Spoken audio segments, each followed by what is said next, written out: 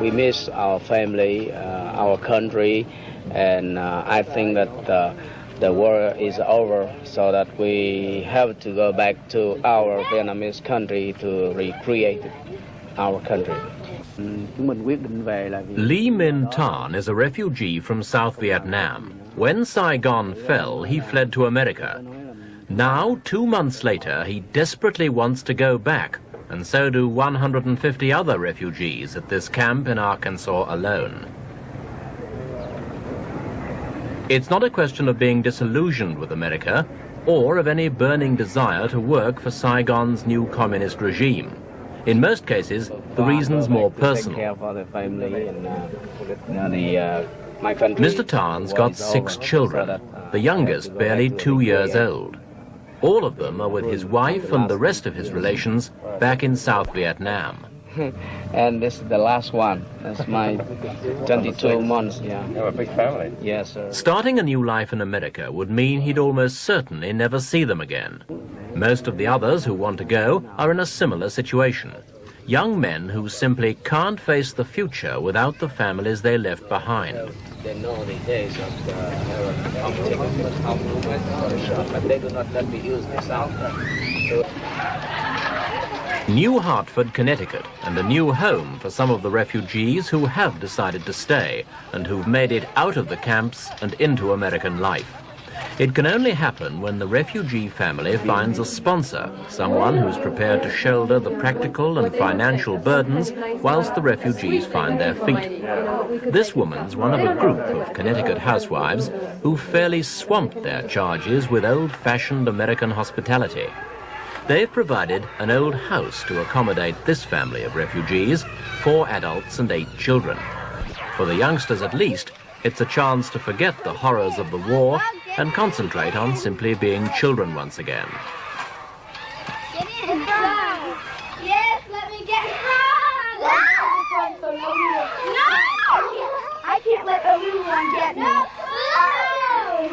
The little one will get me if I get in.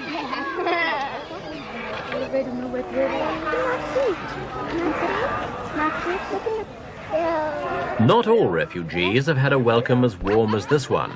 Americans have shown everything from discreet opposition to outright hostility to this Asian influx.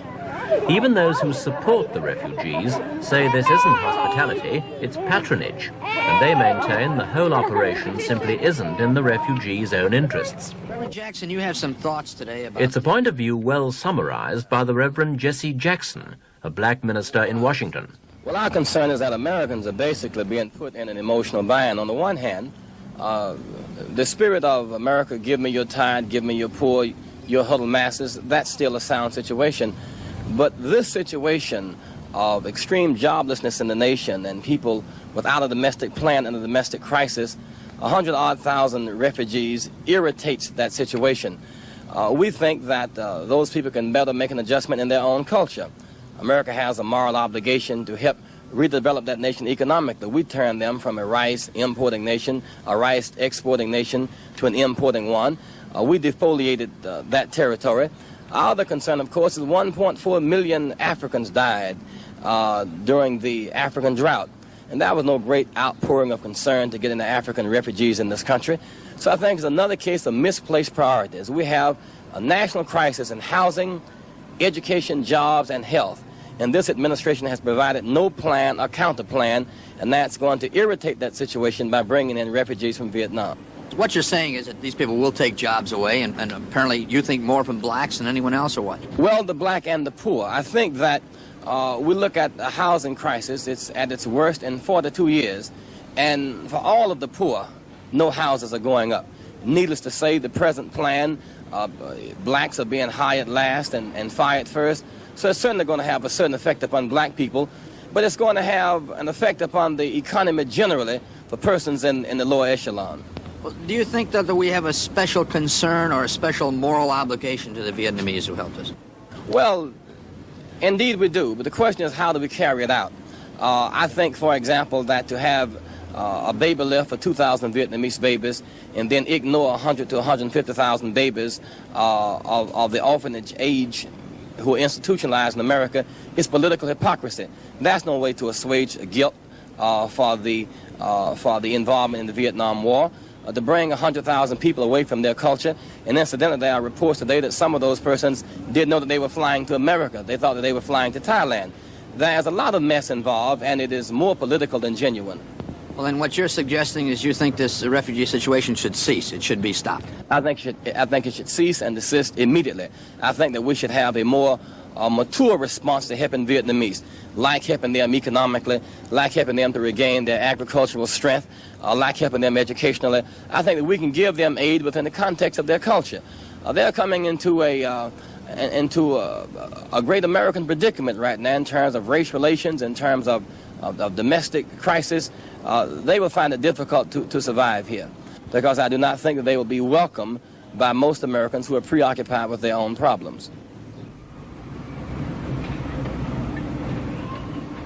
Providing a welcome for the refugees has proved rather more difficult than the Americans had expected. They thought at first they'd be playing host to no more than about 30,000 of them, the hard core of those who were considered the most likely victims of communist reprisals. In fact, the final panic-stricken evacuation brought 130,000 refugees out of South Vietnam. Roughly a third went to American camps in Guam and Singapore. Some went to neighboring countries, such as Thailand, and the rest, about 54,000, came to the United States, where they're now housed in 4 transit camps made over by the military. Nearly half are here at Fort Chafee in Arkansas.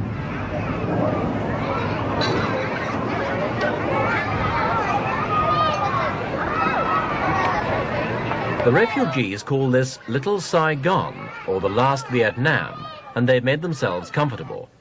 They've set up their own clinic and their own Buddhist temple.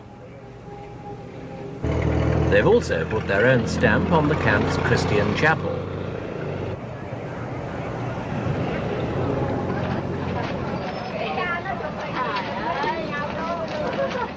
Refugees who found a sponsor have been leaving Fort Chafee at the rate of 200 a day, but there are still 23,000 left.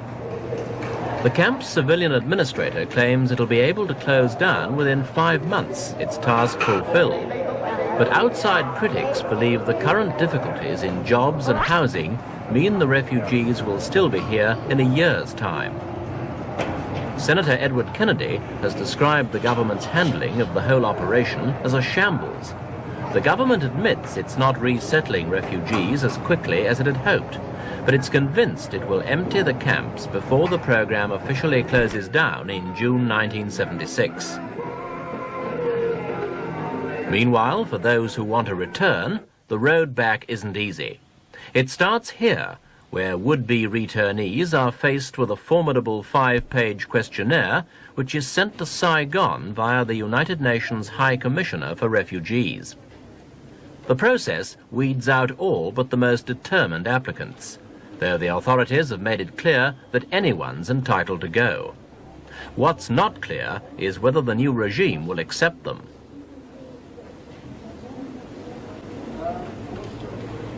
For many refugees, there's a considerable risk in going back. Lee Min Thanh worked for the Americans as a fire prevention officer. Is he afraid of reprisals? Sir, I do not fear anymore when I decided to go back, because I understand that no government wants to kill their people. If I go back to my country, I do what they want to do, and I'm sure that they never will kill me.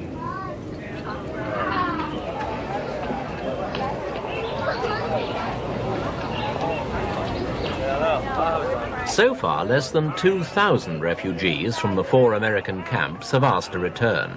According to some estimates, the eventual figure could be as high as 20,000. Even if that proves to be accurate, it will still leave a considerable majority who have no thought of going back. Plucked from the middle of a long and bloody war, they see no alternative to putting down roots in America. Some of them are like their current hosts, middle class and fairly comfortably off, and for them, the problems of readjustment won't be too difficult. Let's go find the toys.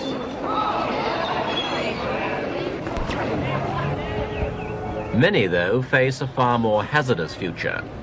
For as long as they've been in the camps, they've enjoyed a necessary but somewhat unreal kind of security, and they know it can't last.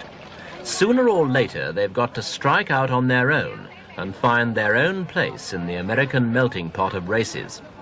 That wouldn't be easy at the best of times, but now, in the middle of a serious recession, it will be a difficult road indeed.